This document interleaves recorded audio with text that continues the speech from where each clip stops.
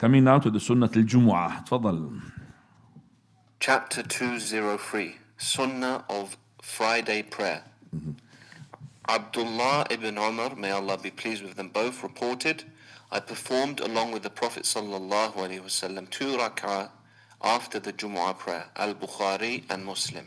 This is the hadith 1098, which we talked about it, which is the Prophet, he said, he prayed with the Prophet sallallahu alaihi wasallam 2 rak'ah before the Jumu'ah. Now, did he perform the 2 rak'ah in the masjid or in the house? We don't have the proof for this in this hadith, but he prayed 2 rak'ah. I mean, you saw the Prophet praying 2 rak'ah. He could have seen him in the house of his sister Hafsa, or he could have seen him for a reason that the Prophet prayed him in the masjid. But you remember the hadith of the Prophet of Allah, the best of the prayer, of the sunnah, that is a prayer, is always in the house except for the obligatory. طيب, 1126. Hadith 1126. Abu Hurairah, may Allah be pleased with him, reported, the Messenger of Allah sallallahu alaihi wasallam said, if any one of you performs the Friday prayer, he should perform 4 rak'ah after it. Muslim. Right.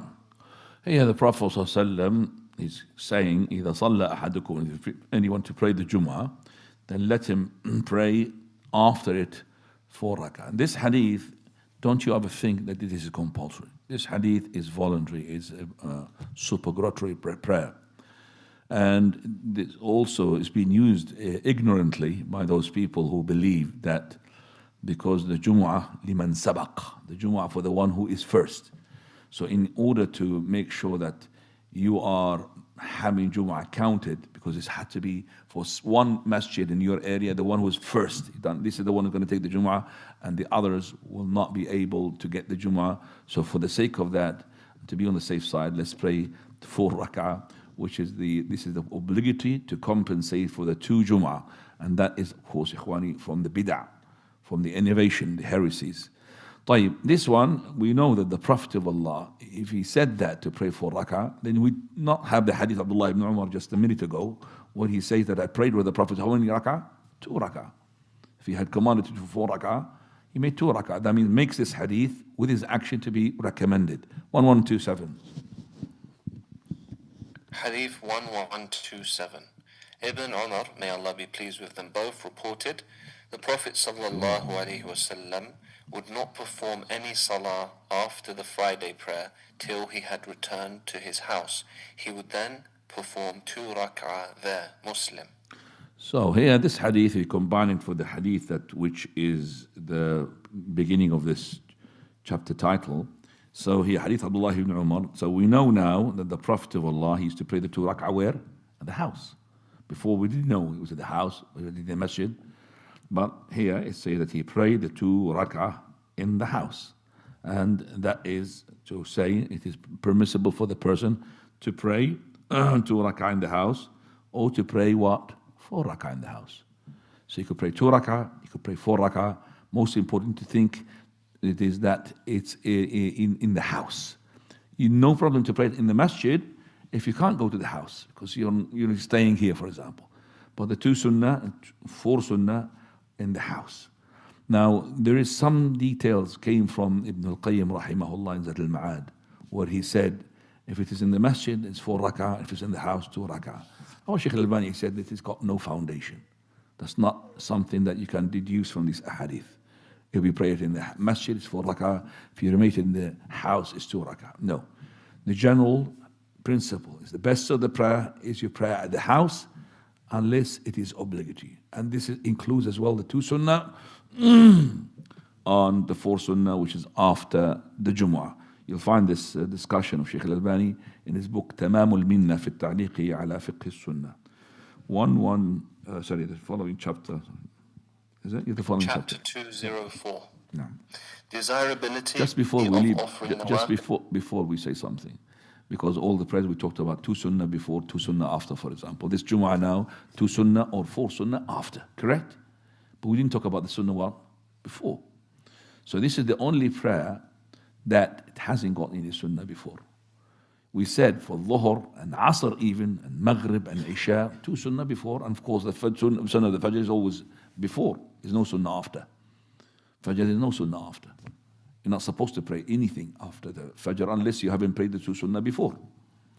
So this Jumu'ah is the opposite of the Salat al-Fajr. Opposite. The sunnah of it is after the prayer. And you're not allowed to pray sunnah before it. So sunnah as in like linked to the prayer. You could allow to pray voluntary prayer. Meaning, as soon as you come to the masjid, you must pray two rakat tahiyat al-masjid, regardless of the imam is on the pulpit or not. Then after that, you have an option. If you have time until the prayer, the adhan, either you keep praying, two sunnah, but it's not linked to the Jumu'ah, it's nafilah. Two supererogatory, until the imam says, Assalamu alaikum. Or after the two rakat tahiyat al-masjid, you sit down and you start passing salutation upon the Prophet. Or you could do both combination, passing the salutation, and then you say, I've got time, let me go to pray as well, two nafilah. And if it is not a masjid, a whole class, whatever it is, not a masjid, then there is nothing called tahiyat al-masjid. Can I pray nafilah? Yes, you can. But you cannot pray if the imam was on the pulpit. So if he was in the hall and he's on the pulpit, you have to sit straight away. Whereas if it's a masjid, you must pray the two rak'ah of tahiyat al-masjid. We've learned now how to pray the Jumu'ah prayer, but there is something that people they do in these masajid, they have two adhans for the Jumu'ah. First adhan and second adhan. So they come, for example, let's say before the first adhan. And let's just before talk about this, what is the legality of this first adhan? Which is the adhan where the Jumu'ah has not started yet. And they make it about maybe five minutes before the second adhan. The legality of it is we find it at the time of Uthman radiallahu anhu, because the people used to be buying and selling in the market. And the Sheikh wanted to show you that you could sell and buy on Jumu'ah. It's nothing called, Jumu'ah you can't buy and sell. These are for the Jews. The Jews on Saturday, Sabbath, God rested, we have to rest as well. But actually, the Jumu'ah is for work. Because Allah says in the Quran, فَإِذَا قُضِيَتِ الصَّلَاةِ فَانْتَشِرُوا فِي الْأَرْضِ. If the prayer is finished, then go in the land. وَابْتَغُوا مِنْ فَضْلِ اللَّهِ. Go and seek from the bounty of Allah subhanahu wa ta'ala. So there is work after Jumu'ah. But if the country, the head of the state of the Muslim country, let's say, they have said that shops is to be closed, or not shops, the institutions and all of that, to have it closed before the Jumu'ah or after the Jumu'ah, especially before the people to get ready for the Jumu'ah, that's no problem. As long as they're not doing it as to match the Christians and the Jews. Christians, they have Sunday off, and Jews, they have Saturday off. No, they're doing it for the sake of Islamic thing. Remember, at the time of the Prophet, people used to go and buy and sell, before and after. So if this person also knows the first adhan, the time of Uthman, what he did, because the people were in the markets, called Suq al-Zawraq, they used to be far away from the masjid of the Prophet. It's a couple, you could walk to it. So because of this, he had said that the people were not really getting ready by going to the house and having a ghusl and all of this. So he made this adhan in the suq, not in the masjid. Because there was no, like these days we have, Wi-Fi and all of this transmission. They didn't have that. So they had a mu'adhin there to make them the adhan. It's nothing more than the masjid, to make to the market that masjid salah is getting close. And you need to get ready. You need to close your shops. Okay, and that was done by the consensus of the companions, because the companions, if they do a consensus, then it's okay. So here, Uthman has done it for the sake of that reason. Now that reason has disappeared. We don't have, people can't hear the masjid adhan from here. Only transmission we have, mashallah, between every masjid and masjid, there's the two masjid as well. And the power of these mega speakers, mashallah. So we don't need that.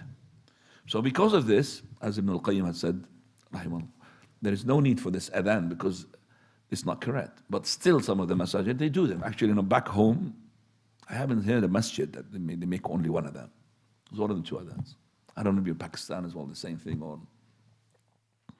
So where is the ignorance here? Is when the people come before the first adhan, they offer tahiyat al-masjid, they sit down, And when the adhan, the first one called, which is not when the imam says salam alaikum, no, the first one. You have to wait until for the second one. When the first adhan makes, is called, people stand up. We already prayed Tahiyat al-Masjid. They stand up to do 2 sunnah of the what? Of the Jumu'ah. There's no 2 sunnah of the Jumu'ah. That's what the bid'ah is. So praying 2 rak'ah specified for a sunnah before the Jumu'ah is bid'ah. So the best thing for you actually to tell the people that is not from, because you could pray nafilah all the time, even within the first adhan, forget about the adhan, because that's not really legitimate. So you could just pray, keep praying. But for the sake of teaching other people, if you are a person regarded as a student of knowledge or a sheikh, then is that to make sure that you're being seen, that you're not standing up straight after the first adhan, because it's not a sunnah. And alhamdulillah, this sunnah of ours, as mashallah, people who are following the salaf, is spreading. It's like spreading like the fire in the haystack. I've seen that in so many masajid, you'll find about these people who are, got the thob, mashallah, dasha, keen to come to the Jumu'ah is nicer. Not this one who just come with a rope of butcher, for example. He's not even caring. He's smelling horrible. Yeah, but these people come to the Jumu'ah and they are in the rows. So when the adhan is finished, the first one, they are all of them sitting down. And somebody who could see some people sitting down from this side, people sitting there, he's shy to get up into his 2 rak'ah. He's looking here. Well, either these aliens, why they're not praying, or I'm wrong. And most likely you say wrong. And why they? And they will keep asking, these are the Wahhabis, maybe. Yeah. But later on, they know, ya Akhwani, they know that we are representing, not the Wahhabis. As in Rabbana innaka antal Wahhab, we are Wahhabis. But not Muhammad Wahhab. Muhammad Wahhab is one of the scholars. We are representing the clear, filterized, pristine Islam as it came to the Prophet ﷺ, delivered to the companions. That's what we're trying to do. Nothing else. It's not we are Albanis or Bin Bazis or Uthmanis, Bin Uthayminis. We're not. We're following the Delhi. So if one of the scholars had said something and the proof said something else, we dump the saying of his. We don't follow it regardless whom he is. Okay? Regardless whom he is.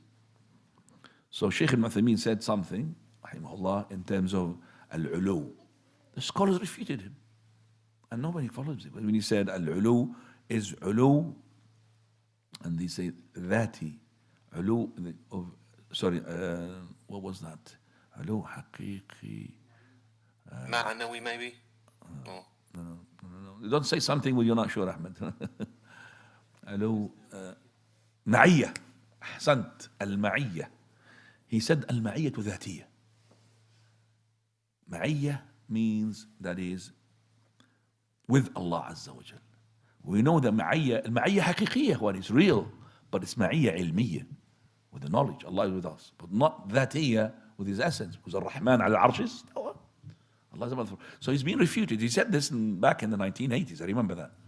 He's been refuted by all the scholars. It's not correct. So even Sheikh Ibn Uthaymeen, with this is wrote, he made it wrong, rahimahullah. But this is in the ocean of his, mashallah, of his knowledge. But we are just giving an example. Sheikh Ibn Uthaymeen said it doesn't mean anything. It's wrong. Jazakallah khair. طيب.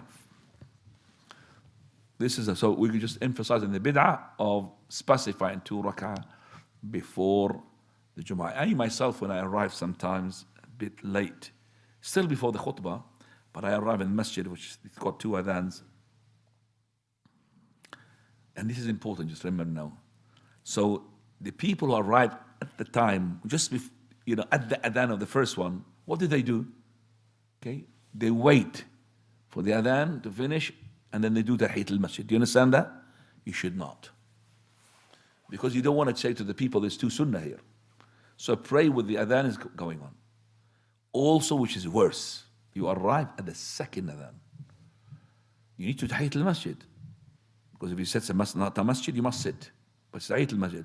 Some people wait for the adhan is finished, and then they offer the Tahiyat al-Masjid while the khatib as well had started his talk. That's even more wrong. Because ikhwani, listening to the adhan is voluntary, it's recommended, it's not compulsory. Where listening to the khatib is compulsory. So to get your priorities right. So you want now to be ready to listen to the khatib. So regardless of the mu'adhan is making his adhan, you do Tahiyat al-Masjid, so be ready to listen to the khatib. That's the compulsory bit, not listen to the adhan and repeating with the adhan. طيب تفضل.